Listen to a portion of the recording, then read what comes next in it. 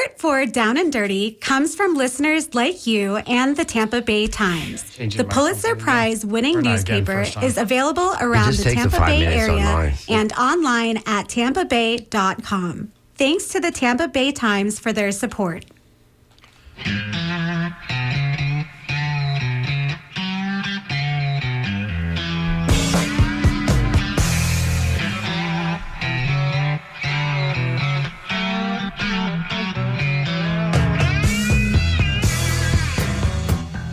Good morning to Tampa Bay and listeners near and far away. This is Down and Dirty on WMNF 88.5. My name is Gene Sudit, and I am filling in for your normal host, John Dingfelder, who I believe is home counting his millions, but he might be on vacation or doing something else. But let's just go with he's counting his money. In studio today with me, I have Victor DeMaio from DeMaio & Associates, a local, let's call him lobbyist. That works. Political consultant, jack of all trades. Jack of all trades. Exactly. Welcome, Victor. Thank you, guys. Appreciate it. All right. And also Pete Guzzo. Pete Guzzo is a local film producer who I have known for years. We'll get into that. But Pete, welcome to the studio. Thanks for having me. You're welcome. You're welcome. So we'll get right into Pete. And this week is 26-year anniversary of me and Pete's brother Paul moving down here. Paul Guzzo, who was with the Times, now he's with USF. Famous writer. Writer. Pulitzer Prize nominated. Yeah. We moved down here in August of '99 to get out of the cold weather of New Jersey. There was a couple terrible winters. Moved down to South Tampa in a place called The Cove, which was we learned Party Central for a while. And Pete came down to visit us, stayed for about 2 weeks, and never left. So. That's exactly how it happened. So through the years, I knew Pete, of course, before we moved here, but we've collaborated on some things as far as public access. We did a show called Spooners for about 4 years, maybe. It was we were local famous, kind of. God, I did a bunch of those. We signed autographs. Yeah, we got paid sometimes. It wasn't hard. Yeah, every once in a while, somebody would give us like a 20 for drinks. Like, I love your show. It was. If you can find them online, they'll burn them. We've never decided to put them fully online. I think they should be, but I think you need to wait till we're all retired so that they can't really burn them. So we got a lot to talk about. It feels like we're barreling towards a lot of crazy things going on, just in the backdrop of just the normal things this time of year. You got school going back for everyone. Because traffic is going to get worse than it is right now. You got, I think, 3 storms in the Atlantic that are all forming. So maybe that's going to be just, no idea. Hopefully it just goes up north and just avoids us or just dissipates. That's not usually how they work. And we have, of course, craziness coming out of Washington and Tallahassee and even a little bit locally. So we'll talk about that, Victor. And then with Pete, we're going to talk about film, how the film industry is here locally. Pete has a great project coming up. Actually, let's get right into that now, Pete. So you have something going on that you're producing. So why don't you talk to us about that? Yeah, we are producing a new documentary series called Unrested, The Echoes from the Grave. It's an investigative journalism series about the 11 black graveyards about Paul Guzzo discovered here and how he went about discovering them and kind of how it just spawned into a national news story where people started looking in other places like Virginia, Texas, New Orleans, Atlanta, D.C., all the way to parts of California. And the investigative journalism that Paul and the whole team of the Tampa Bay Times and beyond did is just so fascinating and interesting. How it started from one guy, Ray Rees, saying, "Ghost, talk to me." And then somehow it led into this big epidemic of finding 11 graveyards throughout Tampa Bay. It's very interesting. And we're in the fundraising stage, and we have produced a teaser and have thousands of pieces of archival content and interviews and all the articles. I think Paul wrote 150 articles about it as well. So we have plenty of information to get the story out. Yeah, I remember I was listening to, I'm trying to remember the name of the show. It was on like NPR. It was one of those things like, it was like a Whose Line Is It? But they had this panel of comedians, and they would give you this story, and you would try to figure out how it would go. And I remember the comedian was like Paula Poundstone.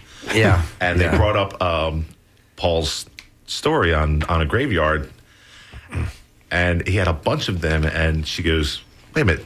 Just like one guy that he just got the graveyard beat, like that's his story. So he became the guy that did that. So a lot of things came out. I remember Henry Chesable had boxes full of stuff, which actually you might even want to kind of take a look at some of that stuff. You're doing your story is on the investigation of it. You're not doing more investigation. You're doing a documentary on his reporting of it? Yeah, well, that's a great thing about a documentary is it's starting off about Paul's report of investigative journalism and other journalists as well in other parts of the country, but you don't know where it's going to go. Right. The more you talk about it, just like when Paul broke the first story, then all of a sudden other people would start calling Paul or email him, hey, well, I heard about this. Well, I've heard other stories about this gravesite across the street from me or over at the Rays Stadium. So when you do a documentary, it's a living script. It's not going to end.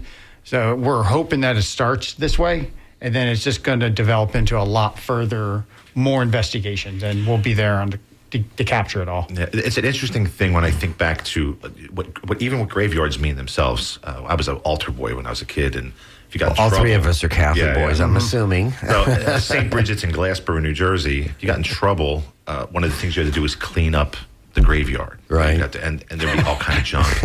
People steal flowers, and no matter where you are, there's just some jerk doing something. You didn't sort of, when you're a kid, you don't understand death, or that's a hallowed ground. Right. We'd ride our bikes through there.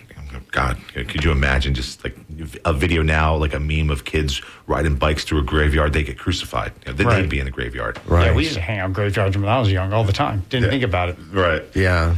So this sacred thing now, and we don't think about our final resting place until we're, either burying a loved one or we're planning our own. And while these graveyards are long forgotten, they're still there. It's a sad thing that these memories have been put away because it's not just about going to see family; it's about history. Right. Victor, you were saying earlier that was your grandfather? My grandfather and grandmother are both buried at the Italian Club Cemetery in Ybor, which is one of the many cemeteries that we're talking about because I think that had some controversy because they didn't want any more investigating, so to speak, of what's going on. And that's one of the issues that came up a lot when Paul was doing this investigation is that many of the people that own the land, they had no idea that there's grave sites built underneath their land. The city and the county back from the early 1900s were selling this land to get developed, and they were just picking spots where the people had less of a voice. Right. So they picked the black graveyards at the time. Right. Not so much about racism, but about greed and who could speak out the most. And that community had spoke out the least amount. So, imagine waking up one day and you find out you have homes or business with a gravesite underneath. Yeah, they weren't racist. They were just jerks. Yeah, really. No, they were just jerks. Yeah, we use the word racist, but you gotta transform yourself back in time. Yeah. To realize, I was born and raised here. I was born in Ybor City, raised in West Tampa. I went to all boys Catholic schools, Academy Holy Names, Jesuit. So I saw early on racism firsthand. I mean, I went to a hardware store where they had, colored bathrooms, white bathrooms. They had, different drinking fountains for blacks and white. This is in the 60s. So you got to look back to when and the laws were very loosey-goosey back then about, a lot of people had graveyards and then they lost it through different reasons. And there was no succession. So somebody would buy a piece of property, not seeing anything. And even the most recent, when they started the ball rolling, was up here on Florida Avenue by Robles Park. And a very famous restaurateur bought a piece of property because he wanted to have a training kitchen for future people working restaurant. And lo and behold, they discovered there was maybe graves down there, and they did because it was public land. Yep. They allowed somebody to go look with the little X-ray things that go up and down, and they discovered these things. And I talked to Paul, your brother, about way back when they built another little interesting side story is that when they built back time it was called the Max Center, where currently is a Hilton and it was a Hyatt. There was a big project downtown Tampa, and Tampa in its early infancy had a fort and an Indians living together. And where Fort Brooke Garage is now, Native Americans. Native Americans, they found Indian graves, so that stopped the project. Well, that's how the movie Poltergeist got made. This is an interesting story because they stopped the project. So the mayor's like, "What do we do? What do we do?" So they met with the Indians, and they said, "I'll tell you what. If you let us use this property and we move the graves, we'll give you some property, which is now the Seminole Hard Rock Casino." And that's why the Seminole Hard Rock Casino is where it is today, and it's one of the largest casinos in the world. So before you go on, let's we have some calls coming in, and I want to make sure that everyone else out there can join the conversation. So if you would like to call in the studio line, it is 813-239-9663, and Joe will be taking your calls. We also have Skip in the studio. I forgot to acknowledge Skip. Thank you. My pleasure. My pleasure. Skip, man. So again, the studio line is 813-239-9663, and if you want to drop us an email, you can drop an email to dj@wmnf.org. That's easy enough to remember, dj@wmnf.org. And we can take this. We got a call on a cemetery. I think we're ready to take it, but I don't know that we necessarily are yet. It's up to you. You're in charge. Click the button over there. All right, John in Tampa, we have you on the air. John, go ahead. Jarvis, not John. Okay, Jarvis. Sorry about that. Hey, Jarvis. Okay, no problem. Gene, I just wanted to talk about, y'all, it's amazing. Y'all talking about the cemeteries, especially the one at Rose Park, the Zion Cemetery. I was there at City Council yesterday speaking on behalf to try to get some rest for those souls there that were treated so terrible in their lives and then treated even terrible in their death. I mean, this is amazing how somebody can just build a whole housing complex and culinary school. They bought it, and then they realized that was a cemetery, first black cemetery in Tampa, owned by a man named Richard Dobie. If you know about it, over there in West Tampa, what they call High Park now, with Dobieville. He bought it, and then the city tried to take the land for back taxes. He rallied the community and came over with money, paid the taxes, and they still ended up taking it. The city ended up taking it, and then ended up building on top of it. So we started a Zion Foundation with Fred Hearns and some Walter Smith's mother, Miss Geraldine Williams, trying to get a memorial, try to expedite the grave, to give them a final dignity in death, man. And these are the things that we talk about that a lot of Caucasian people say, "Oh, y'all need to forget about this."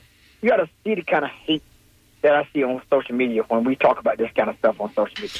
Jarvis, I certainly see it. And anytime someone tells you need this, it's like telling your wife, "Hey, why don't you relax?" Like, why don't you forget about that? That ain't happening. Let me just say this. And Jarvis has been, I know Jarvis a long time. Jarvis has been very active in the community. They don't tell Jewish people this when they talk about the Holocaust. They don't tell the Japanese people this when they talk about reparation for the Japanese. So what we're saying is, give some dignity. Hats off to Guido Maniscalco. Maniscalco, there you go. Maniscalco, he gave the vote for the city administration to look into it and see what they can do and can they find the funding to do it. Hats off to Louis Vera. He was down with it, to Bill Carson. And so we really, really think those public servants, not elected officials. Those are good persons.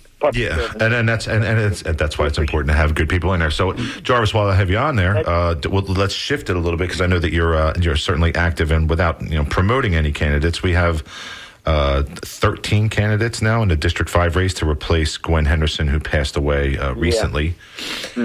So I'm just going to run through the list, and I think. Jarvis is Victor. How come you're not running? No, I tell people all the time, I want to be a kingmaker, not the king. Okay. They say it's better, certainly.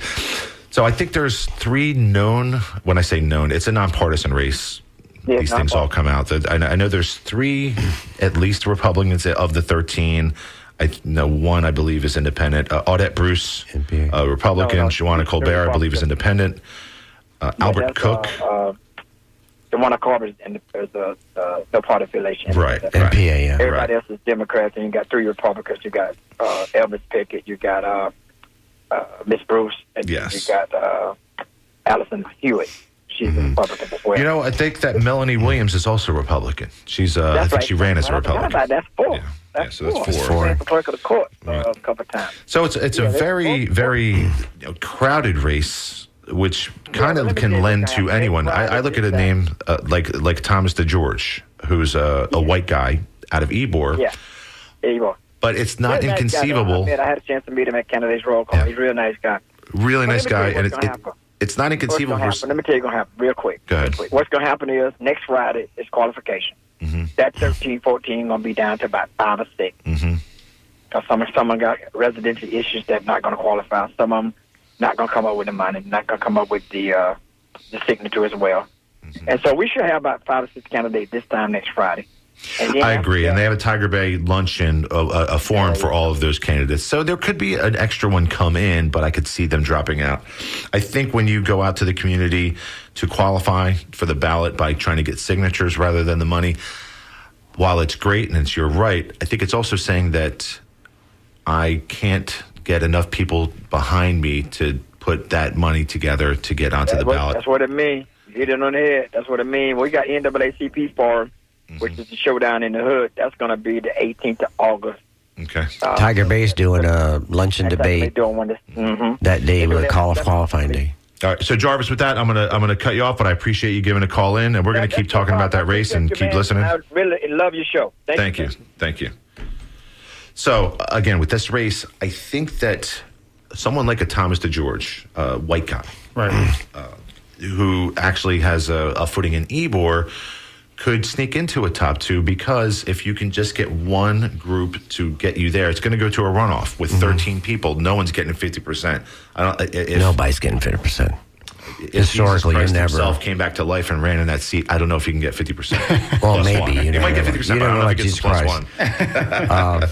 And in the old days when Gwen Miller ran, she'd have 5 or 6 people running against her, and she would win with 50%. Yeah. Wow. But she, her family is very, they're very well established black family. I wish Jarvis is still on, because I'd be curious how he feels about, this is designated a black district in East Tampa, right. And there's a lot of non-black people running. So I was curious how he personally feels about that. I personally have talked to candidates themselves who, want to run in black districts. I said, no, we have to be respectful. It's, that kind of stuff. I say the same thing somewhat. A person wrote to me who I think he's very well qualified for that particular race. And I said, it's great to want to get involved, and it's your right as a citizen to run and represent your community, Absolutely. Whatever you feel that is. Right. But it's a traditionally black district, and I don't know if there's ever been a black person elected in any of the other districts. So it's the one opportunity for that so far. Now, that could change through time, but for right now, that's what it's been. And I think that, trying to get in there, I think it sort of it whitens it, right? It whitewashes. Well, it's not traditional. I mean, it was a designated, our black districts in the city and county were designated when Sam Gibbons, who's no longer our congressman, put up the Voting Rights Act in the 60s. Believe it or not, Hillsborough County was designated a pre-clearance district, which means it's funny, we go from black cemeteries to black districts, but so much discrimination went on in this area with black people that they had to pre-clear that you're designating a district for blacks, which, we can get into Hispanic in, which is what I've been fighting with Patrick for years about. Okay, where, we have a little discrimination ourselves, but getting back to the black district, it's now, but the Supreme Court, our great conservative court struck all that down, so we no longer have to go to the Justice Department for pre-clearance, considering who's running it now. I mean, it's the whole operation is a different story. Which is an interesting thing as far as how these districts are made. But let me go to DeAndre real quick and Brandon. DeAndre, you are on the air. You want to talk about the election? Go on. What's going on, DeAndre? Wait. Hello? Yes, DeAndre, you're on the air.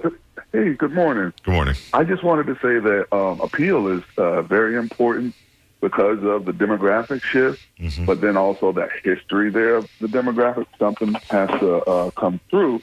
And I'm reminded of Bernie Sanders. I know it's like way small compared to such a national thing, but populism reigns, and particularly with the black community, with good policy and common sense.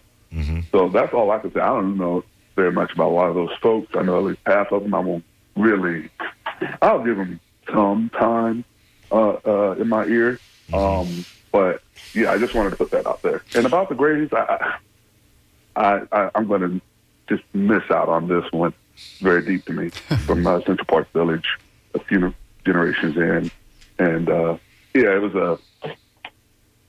was something that I've been learning about since my childhood. So I mean, very young, and it was very mentally displacing in a way where really I won't call it all that, but there's a lot of PTSD supplemented. Sure, just one more thing and one more thing and one more thing. And yeah.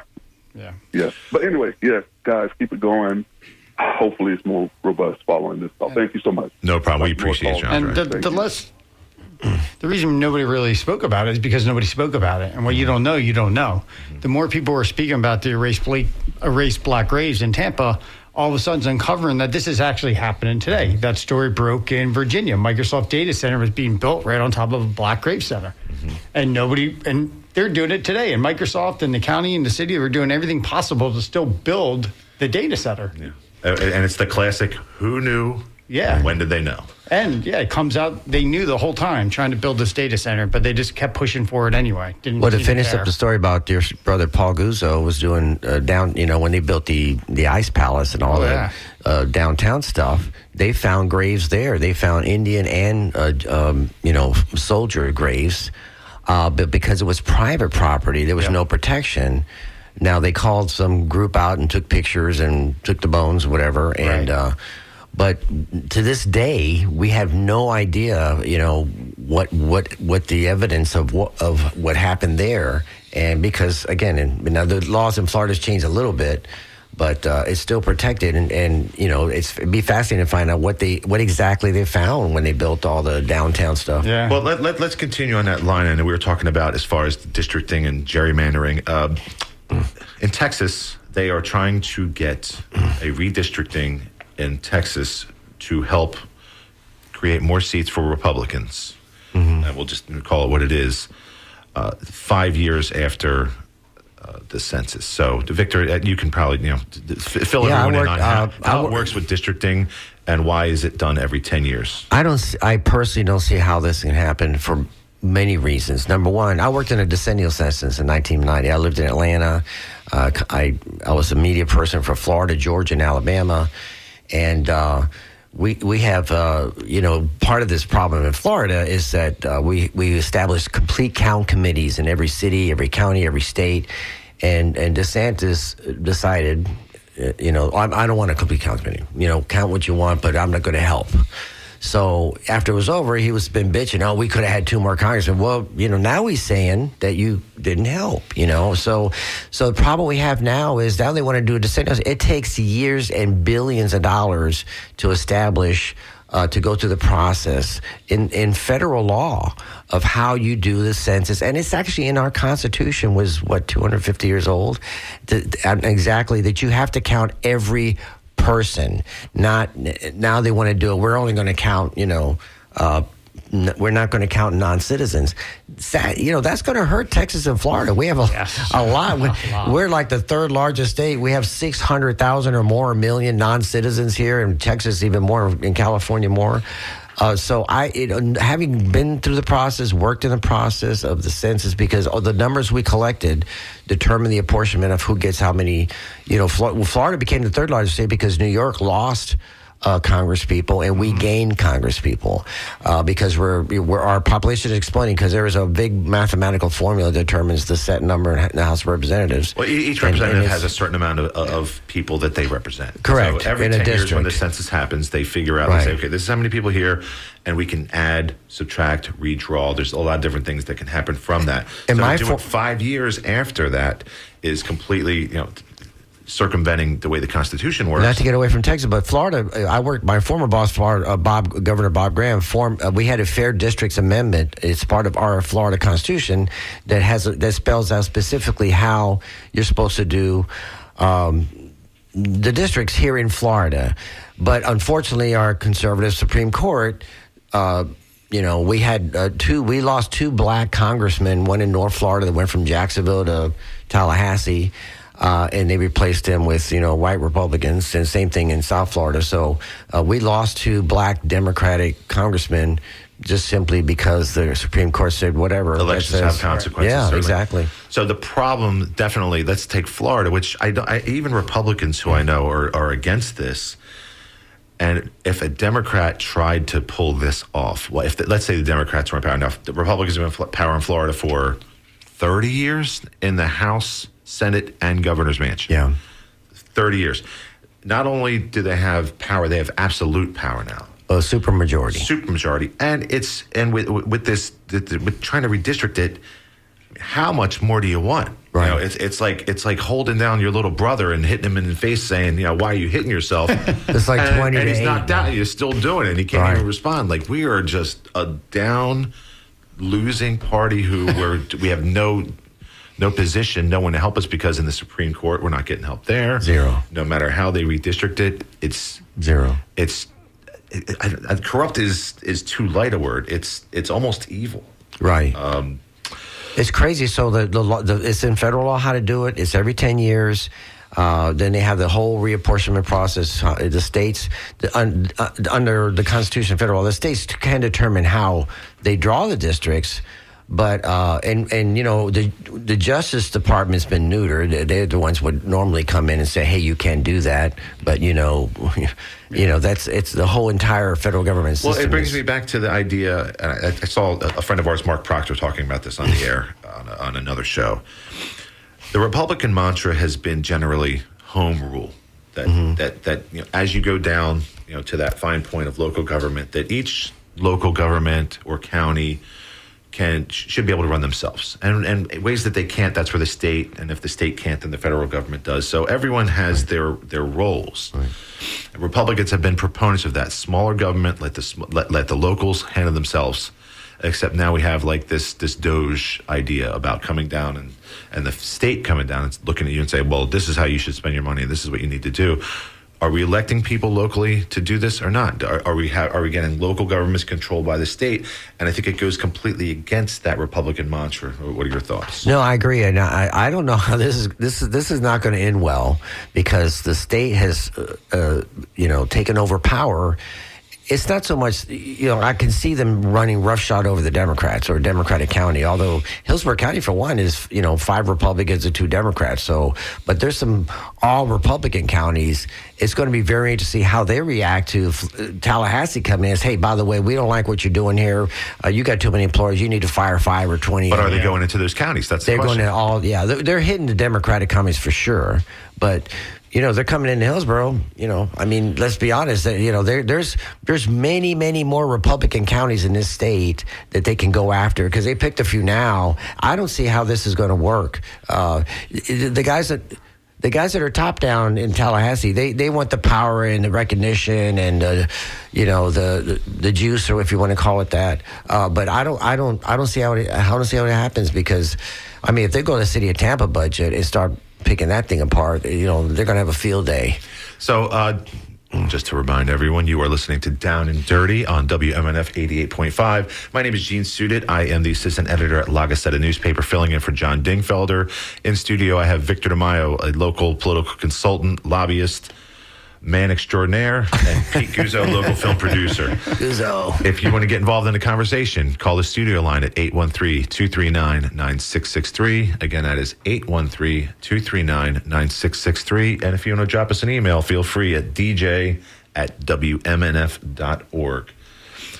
So getting back to what you're saying as far as so I don't see how this whole thing and the thing is going to be a reaction. Let's say, for example, they do this. Mm-hmm. You don't think California is going to get 7? They're the number 1 state in population. They can get 7 more Democratic. So, and there's already Republicans. There's a Republican in California and even in New York that they know daggum well that they're going to lose their seats. So they've introduced right now bills in Congress saying, hey, let's not do this. So I think, there's an old saying, you got to be careful what you wish for, because it could end up the Democrats having, the Republicans will grab their seats, but the Democrats will grab theirs too. And then when all the dust is settled, we'll have more Democratic seats than What's Republicans. happening in Florida is all their buddies in Congress is going to be gone. It's going to be. I'll use the analogy of, let's take like abortion, a light topic. Yeah, very light. For years, it has been, let's introduce, whatever side you're on, but right. the Republicans have tried to introduce whatever the craziest possible thing they could introduce to get the football moved. They're not looking to get a touchdown. They're looking to get a yard. And they've introduced so many things over the years that they're actually there. They've already scored. So it might be you can't get an abortion if we find out like the kid's eyes are blue. Like, oh, no, we're going to do that. All right, well, then instead of that, we can do this. There's just crazy things that have been added in. So now they have what they want. They have everything. So what do you do when you have everything? You still want it. You want more. You want more. I want yours and mine too. Right. So and then you overreach. And then, people get pissed and, they get mad. So I think, and even... It's human nature. Yeah. And I think circling back to the thing we were talking about as far as the DOJ thing and the overstepping of the state, it's really not about that at all. Let's call it what it is, which is they're looking for what they call DEI. They're looking for, hey, where can we eliminate any money that's going to help anyone who we perceive sucking at the teat of society, who, no matter what, if you're getting any help from the government, it's because you got 5 kids and you don't want to work, or you're able-bodied and you're just living at home, fat on that check. Right. Which, of course, is not the reality of it. Now, certainly are there people who abuse the system? Yeah. Add up the people who are abusing the system on that level and then look at the people who are getting, add up the tax breaks at the top level. And trust me, that money is far more at that top as far as the kind of, like when you talk about that real money. Well, this is what's setting up right now in Florida, because I remember when the Democrats ruled the state for 100 years, and then the Republicans won because the Democrats fought each other so badly in the primary. There's the mayor of Tampa, Bob Martinez, won governor because the Democrats had such a bloody primary with Jim Smith versus Padgett. Victor, I got to cut you off. That's usually when there's because I got an exciting call coming in. I don't know who it is. His name is Brad in Tarpon Springs. Brad, you were on the air, and he's giving a shout out to the Cove. Okay. Dean. Brad. This is Brad, the Georgia boy down there at the Cove. Oh, God. Oh, gosh. Hanging out with you and Petey and Paul and all those Jersey guys back when we were partying at the Cove. That's so funny. Oh, Brad, man. I correct remember me if your I'm accent, wrong. Brad. Brad, you were a scientist? Yeah, I'm a chemist. A chemist. So I remember the first conversation I had with Pete. You might remember this. I remember thinking, like, for a guy with a Southern accent, you're pretty smart. That's funny. I'm still a chemist. You're still a chemist, Brad? Yeah. That's awesome, man. Oh, that's Wow. so funny. That's fun. That's hilarious. Putting 2 and 2 together, I heard the Cove, then I heard Jersey, then I heard Pete, then I heard Gene, I heard That's so it. funny. That's these guys. Oh, wow. A quarter century later. Yeah, well, hey, look, I'm glad we all made it. We're still alive. We did. Somehow we That's a survived plus. 2.5 years of the Cove and got out of there. Oh, God. Yeah, that's awesome, Brad. Brad, look us up on Facebook. Let's keep in touch. Yeah. It's so good to hear from you. Yeah, take care, guys. All All right. right, see you, man. All right. And we're going to go to the next call. We got Joe in Venice. Joe in Venice wants to talk about the upcoming election. Joe, what do you got? Well, I'm always looking at the big picture, and I believe right now, where things stand, President Trump, what he wants to do is create enough chaos and violence to declare martial law and not have any more elections. That's just my opinion. I'd like to hear what you have to say about that. Thank you. Yeah, no problem, Joe. Thank you. Well, I think that I used to be very reluctant about saying Trump wants to do this and come up with these crazy ideas because I used to think he wasn't capable of it. I think he has certainly advisors that are willing to do whatever they can to get him to pass whatever they can get passed. Now I look at it and I think, I don't know how crazy that is anymore. You don't want to say the worst, but man, he's trying to prove me wrong at every single point.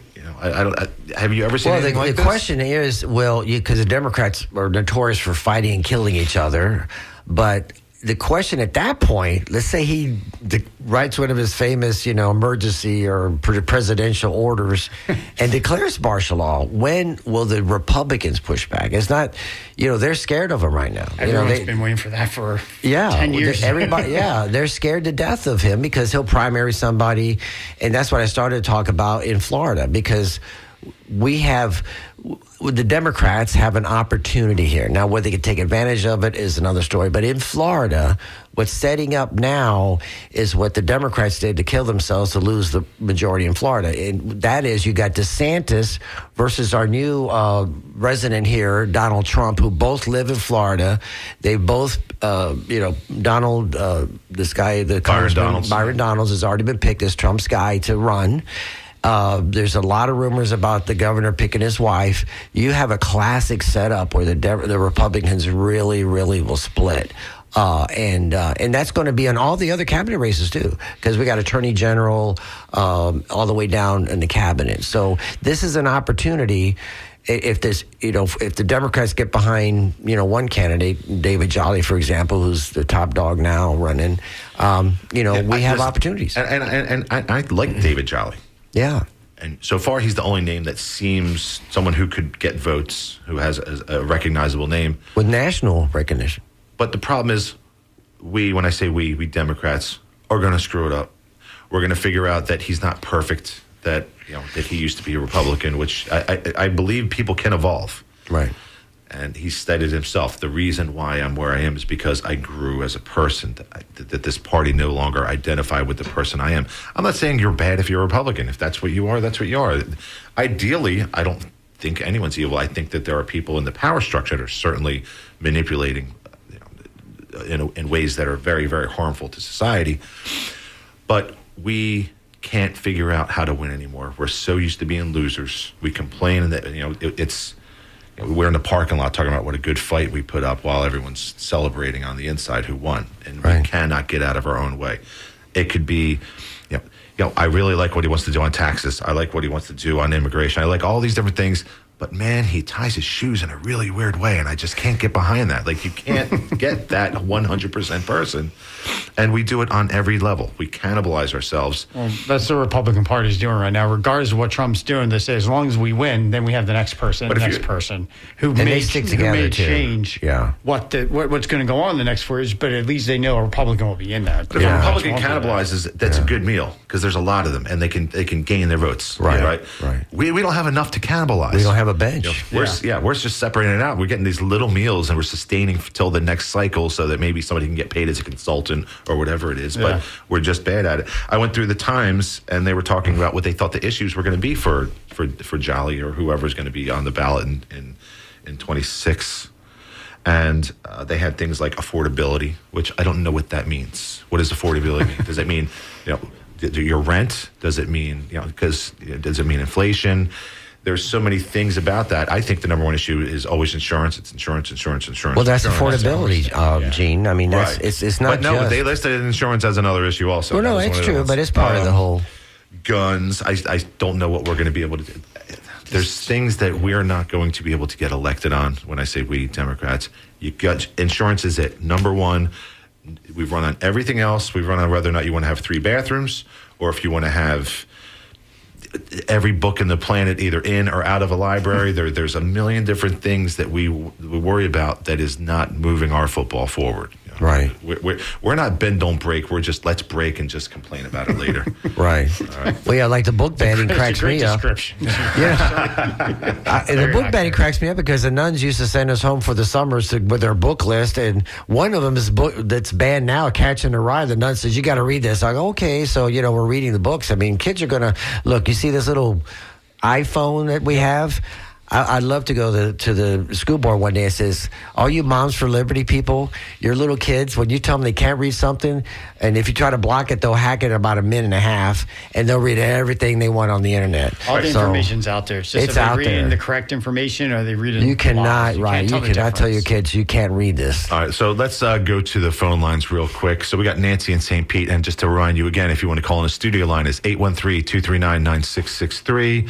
And if you want to send us an email, it's dj@wmnf.org. Nancy, you are, I think, on the air. I don't see that you're on the air, though. Oh. There you go. Okay, hello. Nancy, you're on the air. Hi. Hey. Hey, listen, I think, first of all, Democrats ought to, consider who they are, all right? Mm-hmm. And we are the opposition party, okay? And we have been opposing this crew that's been for the last 10 years at least. And it's like fighting upstream, and it's not working. And if we could just figure out what does that mean to be the opposition party, maybe we could come up with something that would actually take hold. We could gain purchase on something. Anyway, it's just a thought. Yeah, Nancy, I agree with you 100%. 10 years ago, we had a majority of people in the state of Florida. There were more Democrats than Republicans. It's been that way for a long time, but we can't win statewide races. Why? Because we run terrible campaigns. We run campaigns where we think we're going to lose already, and we say, the closest I think we came was, what's his name? He got in a lot of trouble. Andrew Gillum. Right. And I was supporting Bob Graham's daughter, which if she'd have come out of the primary, she'd be the governor today. It's weird how history works. But Nancy, I agree with you that the whole point is, let's run on something that's... We don't know who we are. Right. We've lost sight of that. And whenever we have had some modicum of attention, we've been so self-conscious that we don't know what to do with it. Yeah, with that sudden notoriety, we're seen as either grifters, which is so funny. Because we don't know how to put the message out. That's the problem. That even no matter what it is, when you say what we are, we know what we are, but we can't get that message out there. It's just it's impossible. So it's not the business message, and that's what they all want to hear is the business message because everybody wants money, and that's what happened to this state also. It used to be we didn't have we had taxes on corporations, and then we didn't have Claude Kirk. He was like the big business guy, right? A long time ago. And, there's a little. Claude Kirk's a little before my day. I was around when that happened. No taxes to bring industry down here. Okay. Well, I don't know if that was a good thing or not. Right. I don't know either. And Nancy, progress. Anyway, thank you for calling in, Nancy. That's I'm sorry, because I think I cut you off. So Nancy, sorry about that. No. The problem we have here is that we're the quintessential Big Ten party. We have all kinds of. We have liberals, very progressive liberals, and we have a few moderates. And in the old days, we were conservative. The Democratic Party was conservative, and so we were able to hold it together. And I tell people they think the world's coming to an end in Florida. Oh, well, the Republicans have 1.5 million voters. Well, when the Republicans took over the governor's house, the House, the Senate, and the entire cabinet, we had 1.5 million voters. So what happened? So I think Florida, yes, it's probably turned a little bit red, but I think there's enough the largest group out there that's growing the fastest is independents, no party people. And those people aren't really independents. They really are Democrats, Republicans. They don't want to call themselves Democrat, Republicans. So when we do campaigns like myself or other consulting wise, we spend all our money in that little group to figure out where because they're the ones that swing elections. But I feel like there's only, and it might have been one of your consultant friends who I won't bring up the name on the air. Please. Yes. That it's only about maybe 5%. 10% up for grabs in those independents, that they're already set on who they are. That's true, but think about how close our races have been. 5% is a world. I mean, we have governor's races that were decided by less than 5%. Presidential races, wasn't that long ago that Bill Clinton won Florida twice.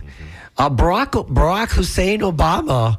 I never in my lifetime, really, we talked about black cemeteries, thought that a black gentleman with that name could win the state of Florida. But he not only won it once, he won it twice. And it wasn't that long ago. Yeah. So this woe is me, the world's coming to an end. Now, yes, we opened the program talking about the pendulum swinging. Yeah. And I've always tell people, just relax, it'll swing back. It's going to be a heck of a drag to bring it back. If Trump continues with everybody around him, saying you can do whatever you want, like the redistricting. At some point that implodes, but I've been waiting for that since The first time he was It's president. happening now. It's happening in the polls. You look at the crosstabs. You look at the polls right now. He's losing. People that said, "Yeah, we got to get rid of." He said there's 30 million illegals and they're all murderers. I mean, then it was 20. Now it's 10 million. So what people say, you're too inside baseball on that. I think that the average person who likes Trump, they just think that the Democrats are evil, and that they might even think Republicans are evil. They think that is the savior. He is the next. He's God's other son. Well, the lady that called in says we got to figure out how to do this. I'm telling you, people, when they see moms and dads being dragged away from them, even here in Tampa, Florida, there's a lady showed up in immigration. And they just picked her up, grabbed her, took her to Cuba. And the little kid, her son's been sitting there crying for weeks, like, "Where's my mom?" Mm-hmm. So, people say, "Well, we didn't sign up exactly for this." And it's going to get worse because they're signing up. There's a $50,000 bonus if you sign up. In fact, the latest edition of South Park Wednesday night had the counselor, the teacher of the kids, since they laid him off at school because money's tight.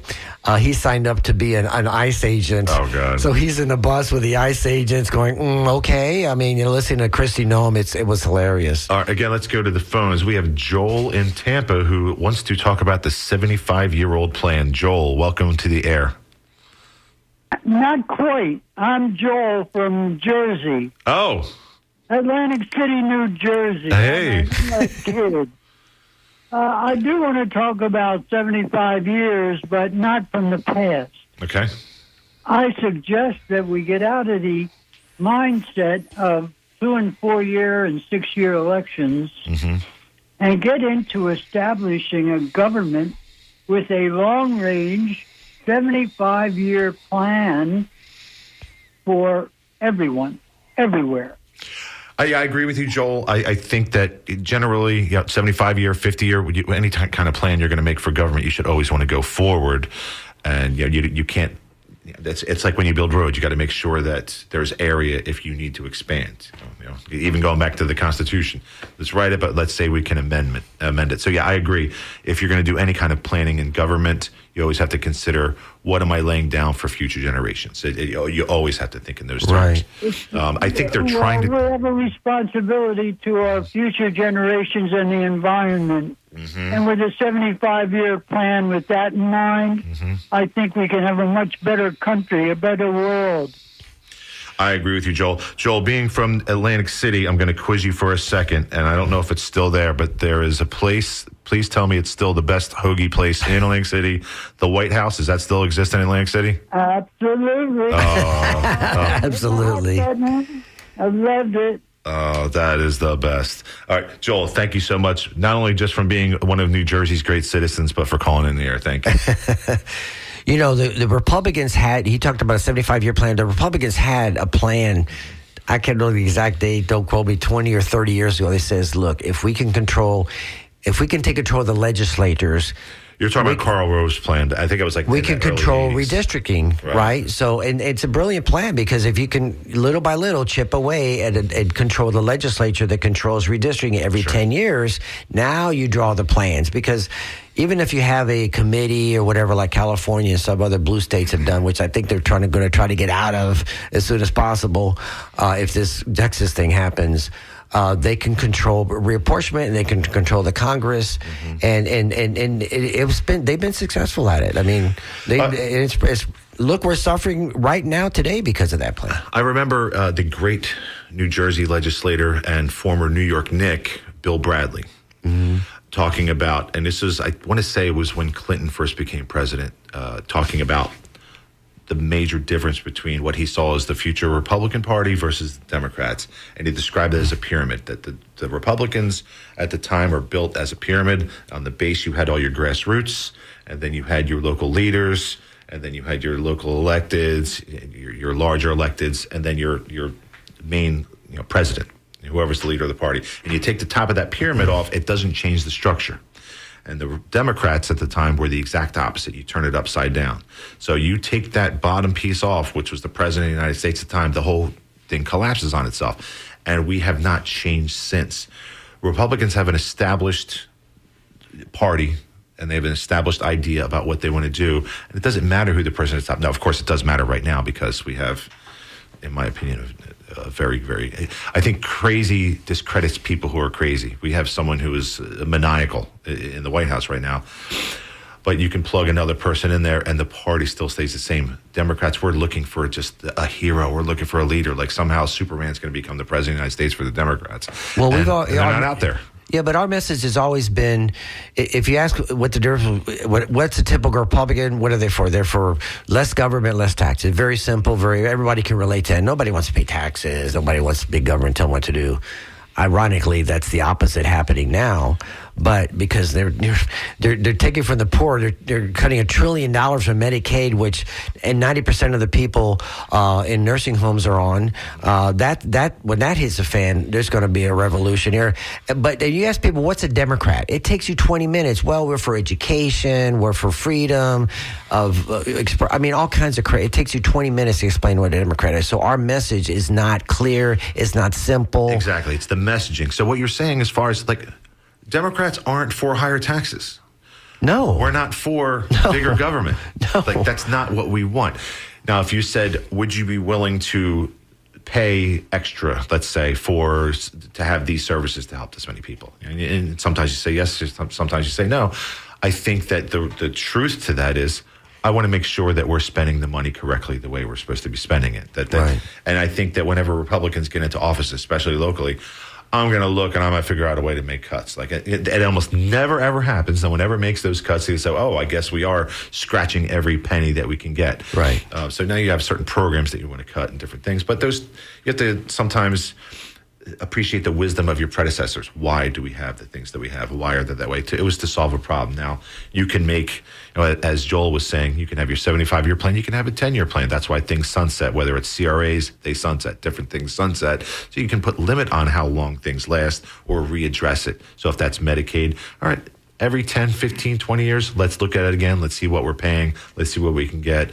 How can we help people get off of that assistance if we can? We need a dynamic leader to emerge. I remember the Clinton administration, Clinton was a genius. He would take Republican ideas and make them his. Okay, for example, working to get welfare. That was Bill Clinton did this thing about working. That Bill Clinton did that 30 years ago. If you had another kid. That was under Clinton. Right, and Clinton. And we had people don't remember. Listen up, people. We had a reduction in force in the federal government under Clinton. They reduced 800,000 employees, but we didn't do it a la Tesla. They went through every department. They said, okay, can we get away with doing this with less people? Can we automate this part? And they did it, and it wasn't a disaster like Trump came in. It's government's job. You're supposed to do internal audits. Of course, it's something you do. Of course, he just wants his name on it. Right, right. I said this. Yeah, but Elon Musk came in with a chainsaw, just fired people. They haven't hired him back. It's but he's not wrong. He gets all of the press out of it. You can say what you want about Trump. Right. He's getting whatever he wants done. Now he's not successful in things, but he's successful in saying I'm doing this. Right. Now, whether he's doing it well or efficiently, that's to be debated or denied. Right. But he's doing it. Right. And there's nothing I can even compare to other than Obamacare that we can point to Democrats nationally and say this is something that we got done.